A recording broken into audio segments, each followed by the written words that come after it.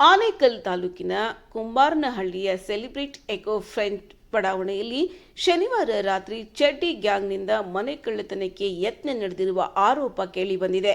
ಚಂದ್ರಶೇಖರ್ ಹಾಗೂ ರಾಮ್ ರೆಡ್ಡಿ ಎಂಬುವರ ಮನೆಗಳ ಬಳಿ ಇಬ್ಬರು ಕದಿಮರು ಓಡಾಡಿರುವ ದೃಶ್ಯ ಈಗ ಸಿಸಿಟಿವಿಯಲ್ಲಿ ಸೆರೆಯಾಗಿದೆ.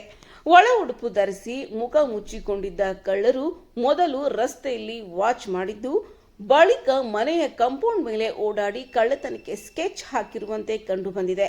ಮನೆಯ ಗೇಟ್ ಕಟ್ ಮಾಡಲು ಕಳ್ಳರು ಯತ್ನಿಸುತ್ತಿದ್ದ ವೇಳೆ ಸದ್ದು ಕೇಳಿಸಿಕೊಂಡಿದೆ.